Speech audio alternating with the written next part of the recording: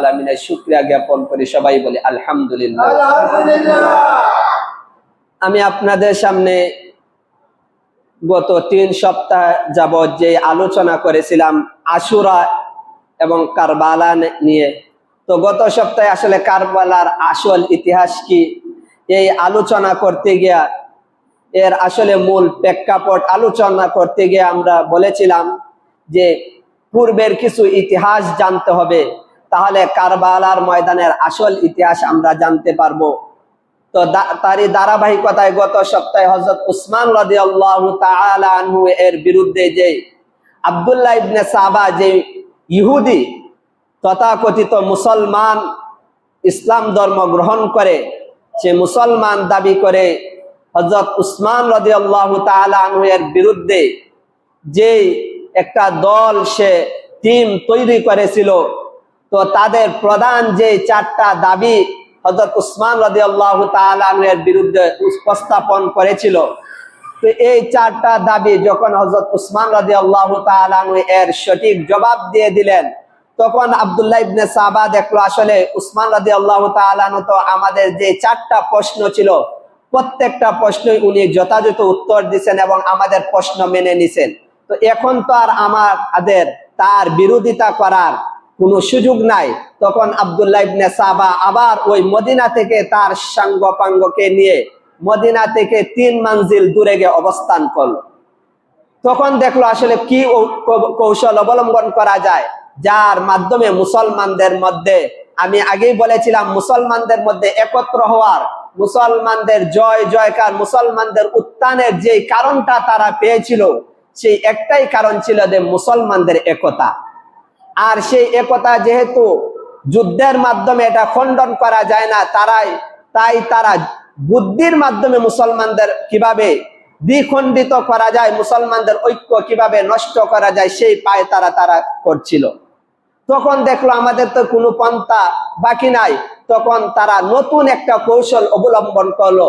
তখন তারা হযরত আলী রাদিয়াল্লাহু তাআলা আনহু, হযরত জুবাইর রাদিয়াল্লাহু তাআলা আনহু এবং হযরত তালহা রাদিয়াল্লাহু তাআলা আনহু, তাদের কাছে ওই আব্দুল্লাহ ইবনে সাবা এবং তার দল নিয়ে তারা উপস্থিত হয়ে হযরত আলী রাদিয়াল্লাহু তাআলা আনহুকে সুন্দর একটা প্রস্তাব দিল। সে বলল যে আপনি হলেন আহলে বাইত, আল্লাহর রাসূলের বংশের, উনার চাচাতো ভাই, তো আপনি জীবিত থাকতে আপনি হলেন হাশিমি বংশের আর উসমান হলো উমাইয়া বংশের, তাহলে আপনি জীবিত থাকতে উসমান কিভাবে খলিফা হয়? এটা তো আসলে ইসলামে সমর্থন করে না, এটা তো কোনোভাবেই মেনে নেওয়া যায় না।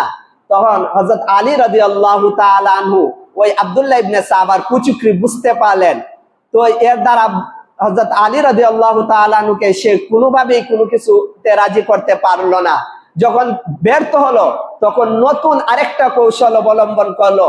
সে নিজে নিজে একটা চিঠি লিখলো, চিঠির মাঝে তার সাথে যে 3 দেশের মানুষ আসছিল, 1 নাম্বার কুফার কিছু সৈন্য ছিল তার সাথে, 2 নাম্বার বসরার কিছু সৈন্য ছিল, এরপরে যখন মিশর থেকে আসে মিশরের কিছু লোক তার সাথে ছিল, তো মিশরের লোকদের বিরুদ্ধে একটা চিঠি লিখলো। চিঠি লেখার পর হযরত আলী রাদিয়াল্লাহু তাআলা আনহুর সামনে ওই চিঠিটা পেশ করলো যে এই দেখেন চিঠিটা উসমান রাদিয়াল্লাহু তাআলা আনহু এই চিঠিটা লিখছেন।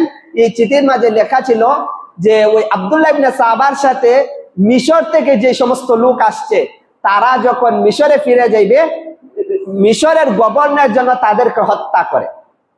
মানে সেইটা বুঝাইতে চাইতেছে যে আমার যে দলের যে মিশরি লোক আছে এদের বিরুদ্ধে উসমান হত্যা করার নির্দেশ দিছে। আসলে উসমানে কাজ ঠিক করে নাই। হযরত আলী রাদিয়াল্লাহু তাআলা আনহু যেহেতু বিচক্ষণ ছিলেন, যখনই ওই পত্রটা দেখলেন, পত্র দেখার পর সঙ্গে সঙ্গে বলতেছেন আসলে এটি কি উসমান রাদিয়াল্লাহু তাআলা আনহু লিখছেন? আচ্ছা, আলী রাদিয়াল্লাহু তাআলা আনহু ঠিক আছে, যদি উনি লিখেই থাকেন।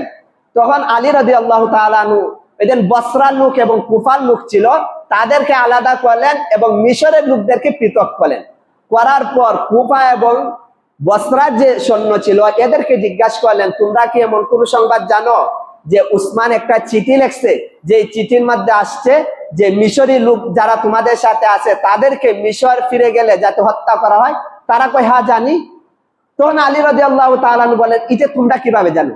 এটা তো উসমান রাদিয়াল্লাহু তাআলা চিঠি লিখলেন, আর চিঠি তো অন্য কাউকে কার বিষয় বলা যায় না, তাহলে তোমরা কিভাবে জানলে? তখন তারা হতভম্ব বলে, হ্যাঁ তাহলে আমরা জানলাম কিভাবে? তখন তারা মানে আলী রাদিয়াল্লাহু তাআলার সামনে তাদের যে দুষ্কৃতি এটা প্রকাশ পেয়ে গেছে, তখন কোনো কিছু করতে পারে নাই। এইদিকে 37 হিজরির প্রায় জিলহজ মাস চলে আসছে। তো যেহেতু জিলহজ মাসে সামনে হজ আছে, এই কারণে মদিনার যে বড় বড় সাহাবায়ে কেরাম ছিলেন, এমনকি হযরত আম্মা জান আয়েশা সিদ্দিকা রাদিয়াল্লাহু তাআলা আনহা সহ বড় বড় সাহাবায়ে কেরাম অধিকাংশই তারা মক্কায় চলে গেলেন হজ পালনের জন্য। এইদিকে আব্দুল্লাহ ইবনে সাবা এটাকে সুবর্ণ সুযোগ মনে করলো যে এখন আজাল্লে সাহাবায়ে কেরাম, এমনকি আম্মা জান আয়েশা সিদ্দিকাও মদিনার মধ্যে নাই, উসমান রাদিয়াল্লাহু তাআলা একা আছেন, আর কয়েকজন সাহাবী আছেন, আলী রাদিয়াল্লাহু তাআলা, জুবাইর রাদিয়াল্লাহু, তালহা রাদিয়াল্লাহু, এরকম কিছু সাহাবী আছেন, বাকি সবাই মক্কায় চলে গেছেন। তো আব্দুল্লাহ ইবনে সাবা মনে করলে এটাই সুবর্ণ সুযোগ, এখনই উসমানকে হত্যা করার সুবর্ণ সুযোগ। তো উসমান রাদিয়াল্লাহু তাআলা আনহু যখন জুমার জন্য মসজিদে গেলেন, তখন ওই আব্দুল্লাহ ইবনে সাবা মসজিদের মধ্যেই হযরত উসমান রাদিয়াল্লাহু তাআলা আনহু এর বিরোধিতা করে বসলো। তখন হযরত উসমান রাদিয়াল্লাহু তাআলা আনহু দেখলেন যখন তার বিরুদ্ধে বিশাল একটা দল মসজিদে তার বিরোধিতা করতেছে, তখন উসমান রাদিয়াল্লাহু তাআলা আনহু মনটা ভেঙে গেল যে আসলে একটা দল আজকে আমার বিরোধিতা করতেছে, আর আদাল্লাহ সাহাবায়ে কেরাম আজকে মদিনাতে উপস্থিত নাই, মক্কা আছেন তারা। তো উসমান রাদিয়াল্লাহু তাআলা আনহু যখন জুমার পরে উনার বাসায় চলে গেলেন, তখন আব্দুল্লাহ ইবনে সাবা কি করলো, তার যে সৈন্য সামর্থ্য ছিল ওই উসমান রাদিয়াল্লাহু তাআলা আনহু এর বাড়িটা ঘেরাও দিয়ে দিল। আলী রাদিয়াল্লাহু তাআলা আনহু দেখলেন যে এদের যে পরিস্থিতি, এদের আসলে মতলব ভালো না, আমি যদি এখন উপস্থিত থাকি তাহলে তারা ওই আব্দুল্লাহ ইবনে সাবা ইহুদি, সে আমাকে তাদের কাজে জড়াইবে। এই কারণে হযরত আলী রাদিয়াল্লাহু তাআলা কি করলেন, উনার কলিজার টুকরা হাসান হুসাইন, এই দুইজন যুবক সাহাবী এবং আরো কিছু যুবক সাহাবীকে হযরত উসমান রাদিয়াল্লাহু তাআলা এর বাসার যে মেইন গেট ছিল এই গেটের মধ্যে বসাই দিলেন যে তোমরা এই গেটের মধ্যে থাকবা, যাতে করে আব্দুল্লাহ ইবনে সাবার যে গোষ্ঠী, বর্তমানে আমরা যারা কি বলে খ্রিস্টান কি শিয়া যারা মতবাদের সাবাই গোষ্ঠী, তারা উসমান রাদিয়াল্লাহু তাআলা আনহুকে হত্যা করতে চাইবে, তো যাতে করে তারা তার ঘরের মধ্যে প্রবেশ না করতে পারে তার বাড়িতে, এই জন্য গেটের মধ্যে তাদেরকে দাঁড় করাই দিলেন। এদিকে হযরত আলী রাদিয়াল্লাহু তাআলা আনহু দূর সরে গেলেন, ভাবলেন যে আমি যদি এখানে থাকি তাহলে তাদের বিষয়ের মধ্যে আমাকেও তারা জড়াইয়ে ফেলবে। তো আব্দুল্লাহ ইবনে সাবা যেহেতু সুবর্ণ সুযোগ, বড় বড় সাহাবীও নাই, তো সে কি করলো যে এই জিলহজ মাসের 17 তারিখ, জিলহজ মাসের 17 তারিখ সে তার দল নিয়ে কয়েকজন হযরত উসমান রাদিয়াল্লাহু তাআলা আনহু যে বাড়ি ছিল, বাড়ির পিছন দিয়ে যে কি ছিল, দেয়াল ছিল, দেয়াল টপকিয়ে হযরত উসমান রাদিয়াল্লাহু তাআলা আনহু এর ঘরের মধ্যে প্রবেশ করে। প্রবেশ করার পর এই মুহূর্তে হযরত উসমান রাদিয়াল্লাহু তাআলা আনহু কুরআন তেলাওয়াত করতেছেন। এই কুরআন তেলাওয়াত অবস্থায় এক দুষ্কৃতী হযরত উসমান রাদিয়াল্লাহু তাআলা এর গর্দানের মধ্যে সে তরবারি আঘাত করলো। আঘাত করার সাথে হযরত উসমান রাদিয়াল্লাহু তাআলা এর যে স্ত্রী ছিলেন মাইমুনা, উনিও চেষ্টা করছিলেন, তো উনি চেষ্টা করছেন ফিরানোর কারণে উনার ডান হাতের কবজি পর্যন্ত কেটে গেছে এবং হযরত উসমান রাদিয়াল্লাহু তাআলা আনহু গর্দান তারা কেটে ফেলছে, হযরত উসমান রাদিয়াল্লাহু তাআলা আনহু শহীদ হয়ে গেছে। তো হযরত উসমান রাদিয়াল্লাহু তাআলা আনহু যখন শহীদ হয়ে গেলেন, তখন চারদিকে উসমান রাদিয়াল্লাহু তাআলা শহীদ হওয়ার যখন আওয়াজ ছড়িয়ে পড়লো, তখন আব্দুল্লাহ ইবনে সাবা দেখলো যে যেটা আমাদের উদ্দেশ্য এটা তো হয়ে গেছে, এখন তো পরবর্তী খলিফা কে নির্বাচিত হবে এটার পালা। তো এখন যদি পরবর্তী খলিফা কেউ নির্বাচন হয়, তাহলে পরবর্তী খলিফা সর্বপ্রথম যেই কাজ করবে সেটা হলো উসমান হত্যার বিচার আগে করবে। আর উসমান হত্যার বিচার যদি করে তাহলে আমাদের তো সর্বনাশ, আমরাই সর্বপ্রথম ধরায় পড়বো, আমাদেরকে হত্যা করা হবে। এই কারণে আব্দুল্লাহ ইবনে সাবা সে একটা কৌশল করলো তার সৈন্যদেরকে নিয়ে, এখন কি করা যায়, যে এখন আলী রাদিয়াল্লাহু তাআলা আনহুকে খলিফা নির্বাচন করা যায়, কারণ আলী হলেন বিচক্ষণ মানুষ, উনাকে খলিফা নির্বাচন করলে উনি সাথে সাথে ওই হত্যার বিচার করবেন না, বরং আগে উনি খেলাফতের বিষয়টারে সামাল দিবেন, সামাল দেওয়ার পর উসমানের হত্যার বিচার করবেন। তো সে দেখলো যদি এখন আলীকে যদি আমরা খেলাফতের দায়িত্ব দিয়ে দেই, তাহলে মুসলমানদের মধ্যে দুইটা দল হবে। এক দলে চাইবে আগে উসমানের হত্যার বিচার হোক, আর এক দলে যে আলীর পন্থা, আলীর কথা হইলো আগে আমি খেলাফত প্রতিষ্ঠা করি, এরপরে উসমানের বিচার হবে। আর আরেক দল মুসলমান যারা বেশি আবেগী, তারাই চাইবে না, আগে উসমানের হত্যার বিচার হোক, তারপর আমরা খেলাফতের বায়াত নিব।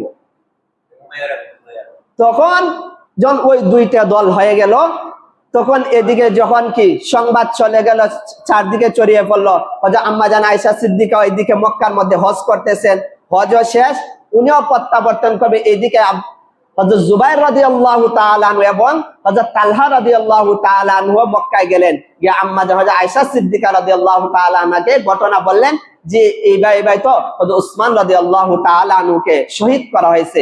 তখন আম্মা জান হযরত আয়েশা সিদ্দিকা তো মদিনায় প্রত্যাবর্তন করতেছিলেন, উনি আবার ফিরে মক্কায় চলে গেলেন, মদিনায় না ফিরে মক্কায় চলে গেলেন। চলে যাওয়ার পর তাদেরকে বলছেন, উসমানকে যে হত্যা করা হয়েছে, শহীদ করা হয়েছে, এটার প্ল্যান কই থেকে হয়েছে, উসমানকে শহীদ করার আসল মূল যে বিষয়টা, এটার পরামর্শ কোথায় থেকে হয়েছে? তো তালহা এবং জুবাইর বললেন, এটা কুফা এবং বসরা থেকে হয়েছে এর প্ল্যান। তো আম্মা জান হযরত আয়েশা সিদ্দিকা বললেন, আমরা সর্বপ্রথম কুফা যাইব, কুফা গিয়ে যেখান থেকে উসমানের হত্যার প্ল্যান হয়েছে ওইখান থেকে আমরা আগে এর বিচার করব, তারপর যেই খলিফা হোক তার কাছে বাইয়াত নিব।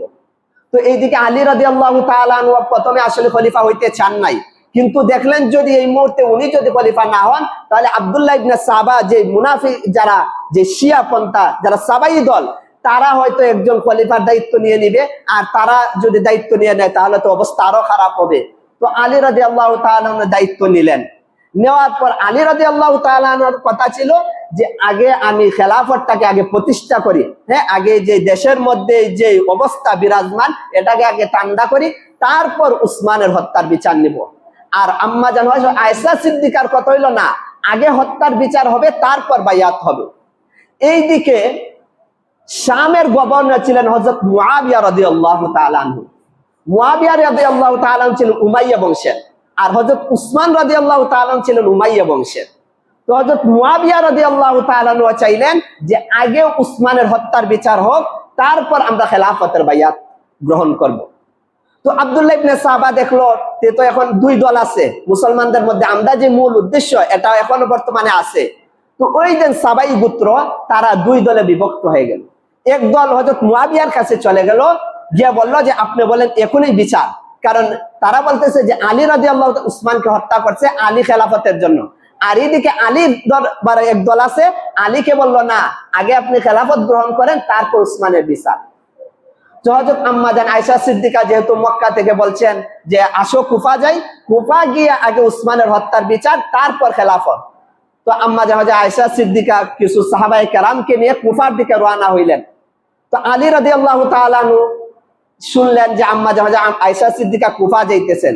তো আলী রাদিয়াল্লাহু তাআলা আনহু তো শাশুড়ি আম্মা জান আয়েশা সিদ্দিকা, তো উনি ভাবলেন যে আম্মা জান যেহেতু কুফা যাইতেছেন, আমিও কুফা যাই, গিয়ে আমরা আগে পরামর্শ করি, না হয় আম্মা জান আয়েশা সিদ্দিকা এক মত অবলম্বন করছেন, আলী রাদিয়াল্লাহু তাআলা আরেক মত, তো মুসলমানদের মধ্যে এখন কি হয়ে যাবে, হয়তো যুদ্ধ বেঁধে যাবে।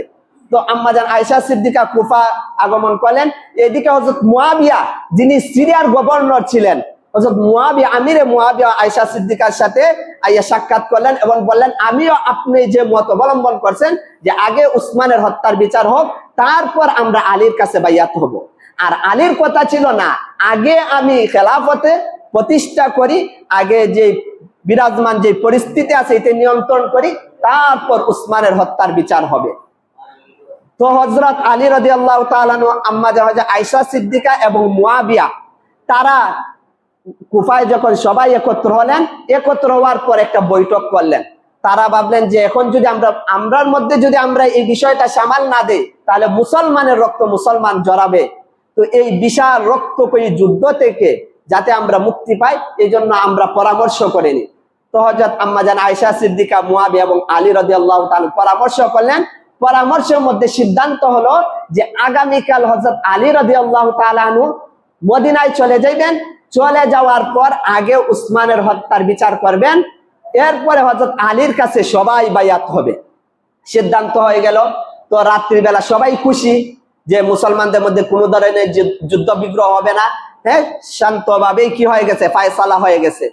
তো আব্দুল্লাহ ইবনে সাবা এদিকে রাত্রে দেখলো কি যে সিদ্ধান্ত হয়েছে এটা তো আমাদের জন্য খতরনাক, কারণ আলী যখনই মদিনায় যাইব তাহলে সর্বপ্রথম উসমানের বিচার শুরু করে দিবে, আর উসমানের বিচার করলে তো আমরাই ধরা পড়বো, আমরাই তো উসমানের হত্যাকারী। আব্দুল্লাহ ইবনে সাবা দেখলো যে রাত্রের ভিতরেই একটা ষড়যন্ত্র করতে হবে, যাতে করে আলী এবং মুয়াবিয়া এবং আয়েশার মধ্যে আবার ওই মুসলমানদের মধ্যে দুই দলের মধ্যে যাতে বিভক্ত সৃষ্টি করতে পারে, না হয় আমাদের কাজ বিনাশ, আমাদেরকে হত্যা করা হবে। তো আব্দুল্লাহ ইবনে সাহাবার দল কি করলো, এদিকে হযরত আয়েশা সিদ্দিকা উনিও নিশ্চিন্তায় কি করতেছেন, শুয়ে আছেন, মুয়াবিয়া এদিকে শুয়ে আছেন যে ফয়সালা হয়ে গেছে, আমাদের মধ্যে কোনো ধরনের যুদ্ধ বিগ্রহ হবে না। আলী রাদিয়াল্লাহু তাআলা নিশ্চিন্ত যে আমাদের মধ্যে আর যুদ্ধ বিগ্রহ হবে না। তো আব্দুল্লাহ ইবনে সাহাবা ওই রাত্রে সে সুবর্ণ সুযোগ মনে সে কি করলো, তার কয়েকজন সৈন্য নিয়ে হযরত আয়েশা সিদ্দিকার তাঁবুর মধ্যে এবং মুয়াবিয়ার তাঁবুর মধ্যে রাত্রে অন্ধকার হামলা করলো। তো যখন আয়েশা সিদ্দিকা এবং মুয়াবিয়ার তাঁবুর মধ্যে হামলা করলো, তো আমরা বলছি যে দুইটা মত, যেহেতু আয়েশা সিদ্দিকা এবং মুয়াবিয়া হলো এক দল এবং আলী হইলো আরেক দল। তখন যখনই তাদের উপর হামলা করলো তখন তারা নির্দ্বিধায় বুঝতে পারলো আলীর দলই আমাদের উপর হামলা করছে। তো তারা রাত্রে কোনো কিছু দেখো নাই, তো অন্ধকারের মধ্যেই কি দুই দল তখন যুদ্ধের দামামা বেজে গেছে, তখন মুসলমানদের যুদ্ধ শুরু হয়ে গেছে। এই যুদ্ধের মধ্যে হযরত আয়েশা সিদ্দিকা রাদিয়াল্লাহু তাআলা আনহা একটা উটের উপর ছিলেন। তো হযরত আম্মা জান হযরত আয়েশা সিদ্দিকা রাদিয়াল্লাহু তাআলা আনহা যতক্ষণ পর্যন্ত উটের উপর ছিলেন ততক্ষণ পর্যন্ত ওই যুদ্ধ বলবৎ ছিল। এই যুদ্ধকে বলা হয় জঙ্গে জামাল। জামাল মানে উট।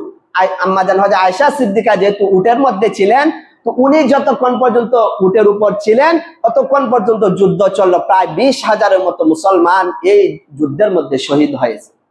তো পরবর্তীতে দেখলেন আলী রাদিয়াল্লাহু, উসমান, আয়েশা, তারা দেখলেন আসলে মুসলমানদের মধ্যে তো মুসলমানরা কি হইতেছে, শহীদ হইতেছে, আসলে আমাদের একটা পরামর্শ করা দরকার। তো আবার তারা তিনজন পরামর্শ করছেন যে কি করা যায়। আসলে ভুলে তারা বুঝতে পারছেন আসলে তারা করেন নাই, বরং ওই দিন আব্দুল্লাহ ইবনে সাবার দল তারা করছে, এটা তারা বুঝতে পারছে। তো পরামর্শ হইলো যে হযরত আম্মা জান আয়েশা সিদ্দিকা উনি যে মক্কায় চলে যাইবেন, তো এইদিকে হযরত আলী রাদিয়াল্লাহু তাআলা আনহু কুফা এবং ইরাক এর মধ্যখানে কিছুদিন অবস্থান করতেছেন। এদিকে মুয়াবিয়া রাদিয়াল্লাহু তাআলা উনি ওনার দল নিয়ে চলে গেছেন। চলে যাওয়ার পর ওই আব্দুল্লাহ ইবনে সাবা সে দেখলো যে এখন তো মুসলমানরা আসলে কি হয়ে গেছে, যুদ্ধ শেষ হয়ে গেছে।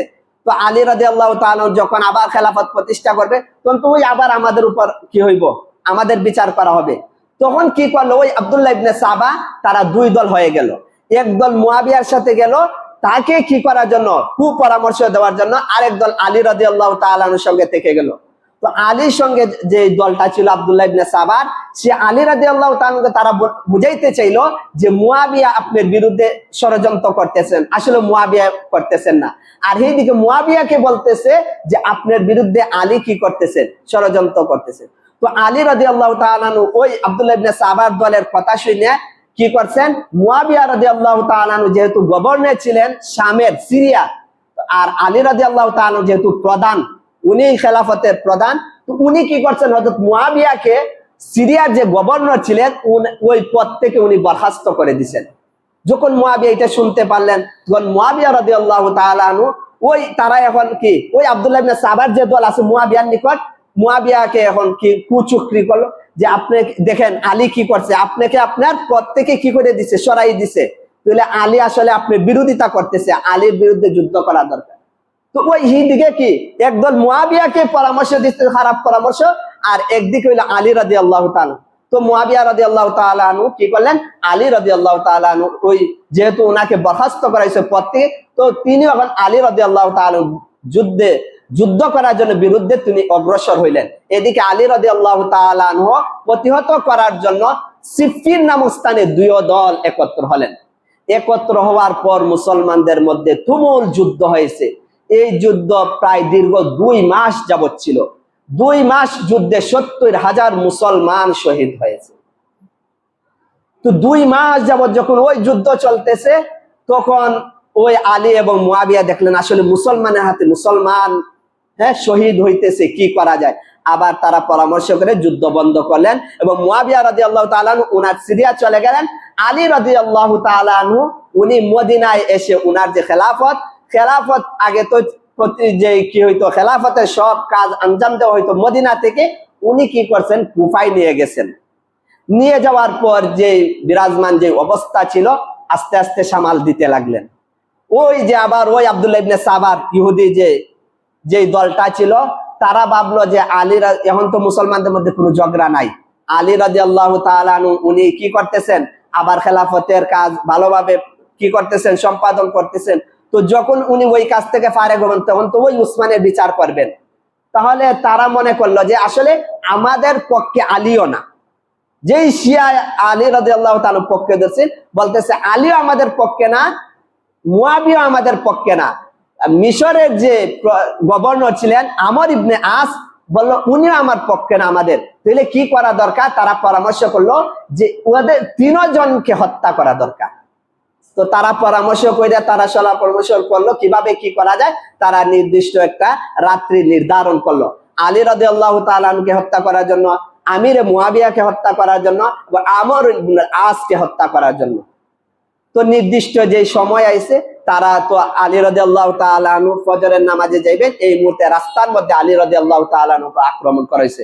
তো আলী রাদিয়াল্লাহু তাআলা আনহু এই আক্রমণের কারণে পরে শহীদ হয়েছেন।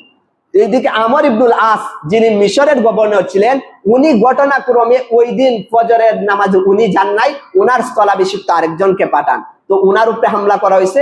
তো ওই লোক কি হয়েছে, শহীদ বরণ করেছে। মুয়াবিয়া রাদিয়াল্লাহু তাআলা আনহুর উপরে ওই রাত্রে হামলা করা হয়েছে, কিন্তু মুয়াবিয়া রাদিয়াল্লাহু তাআলা আনহু তাদের হামলা ঠেকাইতে পারছেন, যার কারণে মুয়াবিয়াকে শহীদ করা যায় না।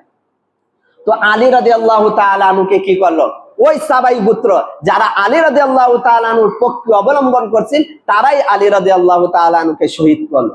তো আলী রাদিয়াল্লাহু তাআলা আনহু যখন শহীদ হইলেন তখন 40 হিজরি, কারণ 35 হিজরি হতে উসমান রাদিয়াল্লাহু তাআলা আনহু কি হয়েছেন, শহীদ হয়েছেন। শহীদ হওয়ার পর আলী রাদিয়াল্লাহু তাআলা আনহু 4.5 বছরের মতো খেলাফতের দায়িত্ব পালন করছেন।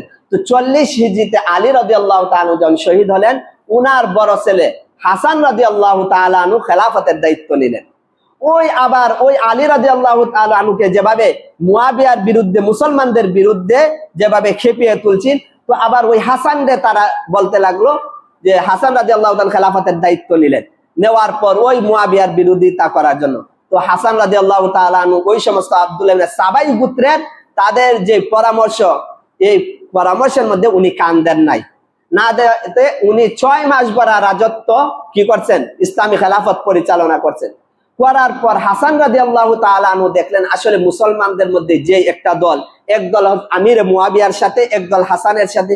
তো এই যে মুসলমানদের যে বিরোধিতা চলছে, আসলে এই বিরোধিতা যদি থাকে তাহলে ইসলামের যে আসলে মূল অবস্থা উত্থান আসলে দিন দিন দেখা যায় পতন হইতেছে, মুসলমানদের মধ্যে ঝগড়া চলছে।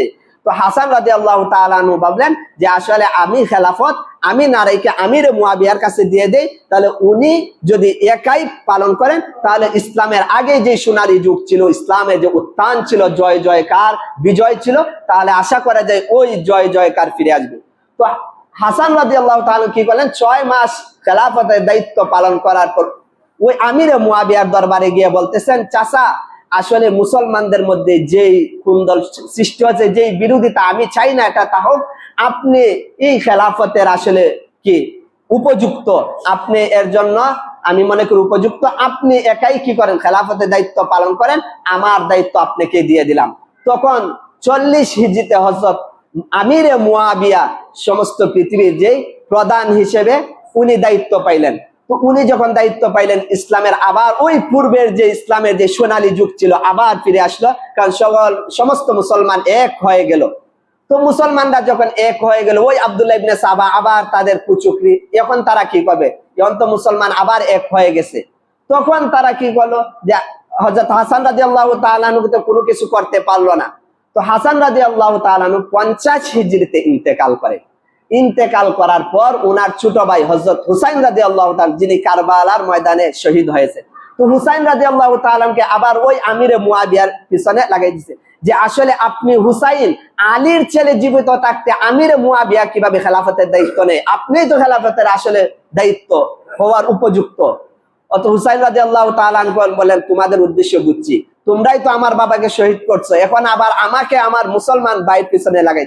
তো হযরত হুসাইন রাদিয়াল্লাহু তাদের কথায় কর্ণপাত করলেন না। তো আমিরে মুয়াবিয়া 40 থেকে 50টা হাসান রাদিয়াল্লাহু তাআলা মারা যান। তো হাসান রাদিয়াল্লাহু তাআলা আরো 10 বছর পর 60 হিজরিতে আমিরে মুয়াবিয়া 60 হিজরি পর্যন্ত আমিরে মুয়াবিয়া এই খেলাফতের দায়িত্ব ছিল। তো আমিরে মুয়াবিয়া যখন 60 হিজরিতে অন্তিম কাল মৃত্যু সজ্জা হয়ে গেছেন, তখন সাহাবায়ে কেরামদের সাথে তৎকালীন পরামর্শ করলেন, বিশেষ করে মুগীরা ইবনে শুবার সাথে, যে পরবর্তী খেলাফতের দায়িত্ব কাকে দেওয়া যায়।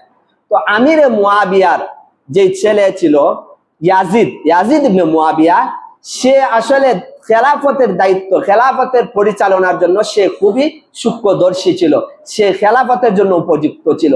তো মুগীরা ইবনে শুবা বললেন আপনার ছেলে ইয়াজিদকে এই দায়িত্ব দিতে পারেন। তো আমিরে মুয়াবিয়া চিন্তা করলেন আসলে আমার ছেলে, সে আসলে খেলাফত পরিচালনা করার মতো, টেকেল দেওয়ার মতো তার যোগ্যতা আছে। তো উনি কি করলেন, ঘোষণা করলেন যে আমার পরবর্তীতে যে আমার ছেলে ইয়াজিদ সে খলিফা হবে। তো আমিরে মুয়াবিয়া মারা গেলেন। মারা যাওয়ার পর উনার যেহেতু ওসিয়ত ছিল যে তার ছেলে ইয়াজিদ খলিফা হবে, তো ইয়াজিদ খলিফা হওয়ার পর সে বিভিন্ন দেশে গভর্নরদের নিকট তার বায়াত নেওয়ার জন্য কি সে দূত পাঠাইলো। তো বিভিন্ন দেশের মুসলমানরা কি হইলো, বায়াত হইলো। বিশেষ করে মক্কা এবং মদিনার মুসলমানরা তারা ইয়াজিদের কাছে বায়াত হইতে চায় নাই। এমনকি হুসাইন রাদিয়াল্লাহু তাআলা হইতে চান না, কারণ হুসাইন রাদিয়াল্লাহু তাআলা বলেন যে আসলে ইয়াজিদ হওয়া যদি হয় তাহলে এটা কেমন হলো যে খলিফার ছেলে খলিফা কি হয়ে যায়, খলিফার ছেলে খলিফা হয়ে যায়। তো এই প্রথা যদি থাকে তাহলে দেখা যাবে অনেক অযোগ্য পিতার ছেলে কি হয়ে যাবে, খেলাফতের দায়িত্ব পেয়ে যাবে। আসলে এই পন্থা কি করতে হবে, দূর করতে হবে। এই জন্য হযরত হুসাইন রাদিয়াল্লাহু তাআলা বলেন না, ইয়াজিদের কাছে আমি বাইয়াত হব না, সে উপযুক্ত না। কারণ বাবার ছেলে যদি হয় তাহলে এই পন্থা চলতে থাকবে আর অযোগ্য মানুষ খলিফার দায়িত্ব গ্রহণ করবে, এর দ্বারা ইসলামের ক্ষতি হবে। তো যেহেতু হয় নাই, এইদিকে ওই কুফার যে কি আব্দুল্লাহ ইবনে সাবার দল ছিল, তারা ওই হুসাইন রাদিয়াল্লাহু তাআলাকে পত্র পাঠাইতে লাগলো যে আমরা আপনার কাছে কি হবে, বাইয়াত হইব, আপনাকে খলিফা বানাইবো, আমরা ইয়াজিদকে মুয়াবিয়ার ছেলেকে মানি না। তখন হযরত হুসাইন রাদিয়াল্লাহু তাআলার কাছে শত শত চিঠি তারা পাঠাইতে লাগলো, আপনি কুফা আসেন, কুফা আসলে আপনার কাছে আমরা বাইয়াত হব এবং ইয়াজিদকে আমরা মানবো না। তখন হুসাইন রাদিয়াল্লাহু তাআলা দেখলেন আসলে একটা দল, তারা বলতেছে 1 লাখ কুফার মানুষ আছে যারা আপনার কাছে বাইয়াত হবে, আপনাকে খলিফা বানাইবে, তারা ইয়াজিদকে মানে না। তখন হুসাইন রাদিয়াল্লাহু তাআলা যেহেতু তারা বারবার চিঠি দিতেছে, তো ইনি ইচ্ছা করলেন কি করবেন, কুফা যাইবেন। তখন বড় বড় সাহাবায়ে কেরাম আব্দুল্লাহ ইবনে উমর, আব্দুল্লাহ ইবনে আব্বাস তাদের সাথে পরামর্শ করলেন। কেউই হযরত হুসাইন রাদিয়াল্লাহু তাআলা আনহুকে কুফা যাইতে সম্মতি দেন না। তারা বললেন ওই সাহাবাই বংশ যারা আপনার পিতা আলীকে যারা হত্যা করছে, তারা চাইতেছে আপনাকেও হত্যা করার জন্য। তো হুসাইন রাদিয়াল্লাহু তাআলা আনহু আসলে এটা তো বুঝতে পারেন নাই, উনি কি করলেন, ওই তাদের কথাই কুফা অভিমুখে রওনা হইলেন। আসলে ইতিহাস অনেক বড় আছে। তো কুফার যখন নিকটবর্তী হইলেন, তখন ওই ইয়াজিদ কুফার যে বর্তমান যে কি ছিল গভর্নর ছিল উবাইদুল্লাহ ইবনে জিয়াদ, তাকে পত্র দিয়ে পাঠাইলো যে হুসাইনকে যে কোনো ভাবে প্রতিহত করো, সে যাতে করে কুফা প্রবেশ না করতে পারে। তো হুসাইন রাদিয়াল্লাহু তাআলা পথের মধ্যে আটকে গেলেন, কুফা কোনোভাবে প্রবেশ করতে পারবেন না। তখন হুসাইন রাদিয়াল্লাহু তাআলা দেখলেন যে তারা উনাকে কি অ্যারেস্ট করতে চায়, বন্দী করতে চায়। তখন হুসাইন রাদিয়াল্লাহু তাআলা তাদেরকে 3টা প্রস্তাব দিলেন, ওইটা আমাকে মক্কা ফিরে যেতে দাও, আর নাইলে ইয়াজিদ যে প্রধান যে খলিফা মুয়াবিয়ার ছেলে তার সাথে আমাকে সাক্ষাৎ করতে দাও, আর নাইলে ইসলামী কোন রাষ্ট্রের মধ্যে আমারে যেতে দাও, আমি সাধারণ মুসলমানদের মধ্যে বসবাস করব। আমি আসলে এখানে জিহাদের জন্য আসি নাই, আমাকে তোমরা কুফাবাসী আনছো যে খেলাফতের জন্য, এখন তোমরাই আমার বিরোধিতা করতেছো। তো হুসাইন রাদিয়াল্লাহু তাআলা যখন 3টা প্রস্তাব দিলেন, প্রথম তারা মানছে, পরবর্তীতে মানে নাই।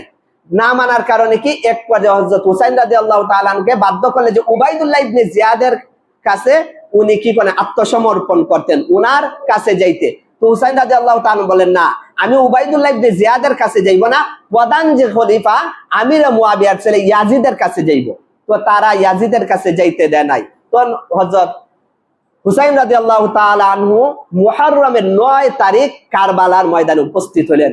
উপস্থিত হওয়ার পর দেখলেন আসলে আর কোনো পন্থা নাই।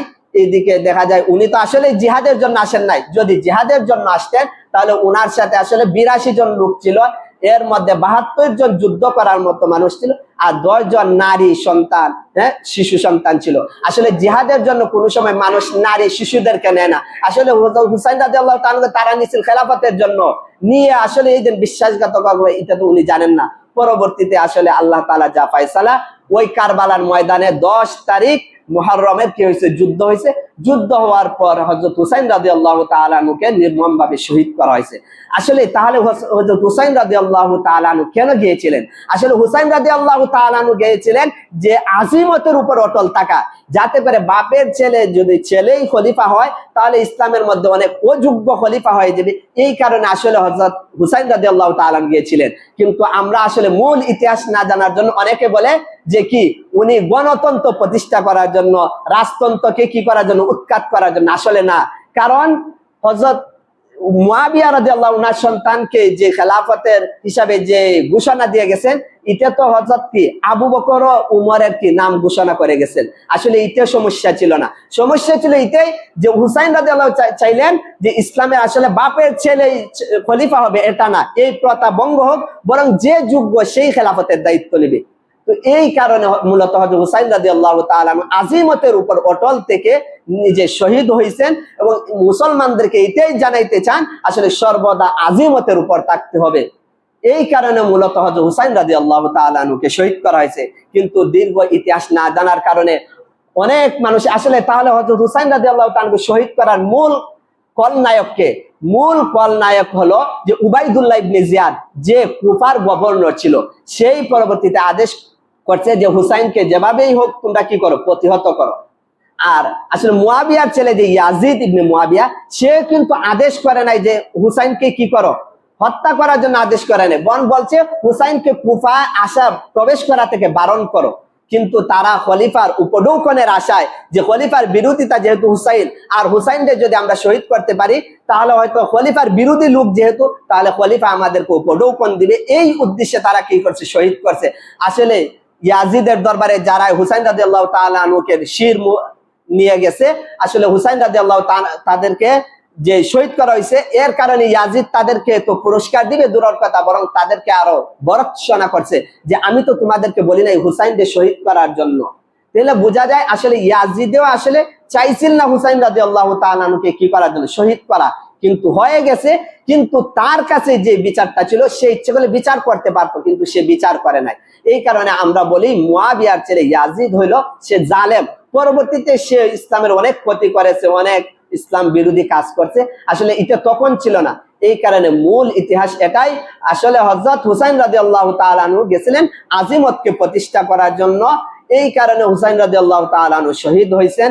তো আমরা একজনকে মর্যাদা দিতে গিয়ে অন্যের নামে কালেমা লেপন করা যাবে না। হযরত মুয়াবিয়া রাদিয়াল্লাহু তাআলা আনহু যেহেতু ইয়াজিদের পিতা ছিলেন, এই কারণে অনেকে মুয়াবিয়াকে কি করে দোষারোপ করে যে উনার পিতাই তো উনাকে খেলাফতের দায়িত্ব দিয়েছেন। আসলে মুয়াবিয়া তো তখন জানতেন না উনার সন্তানদের এই কাজ করবে।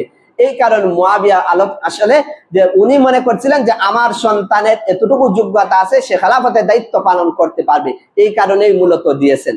তো আল্লাহ তাআলা আমাদেরকে সঠিকভাবে, আসলে এখানে মুসলমানদের ক্ষতি হওয়ার একমাত্র কারণ যে মুসলমানরা ওই ইহুদি নামক আব্দুল্লাহ ইবনে সাবার দলের কথা শোনার কারণে আসলে মুসলমানদের মধ্যে এই দুই দল হয়েছে।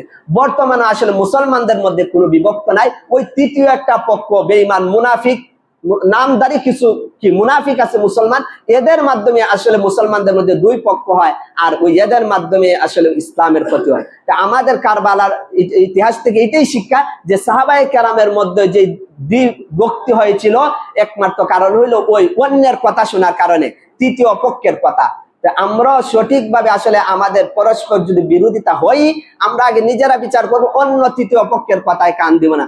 যদি দেই তাহলে অতীত থেকে আমরা ইতিহাস এটাই যে তারা দেওয়ার কারণে অন্যায়ভাবে এক অপরকে হত্যা করেছে, শহীদ করেছে। তো আল্লাহ তাআলা যেন আমাদেরকে বেঈমান, কাফের, মুনাফিক, নামদারি মুসলমান তাদের কুচক্রি থেকে হেফাজত থাকার তৌফিক দান করুন। আমিন। ওয়া আখিরু দাওয়ানা আলহামদুলিল্লাহি রাব্বিল আলামিন।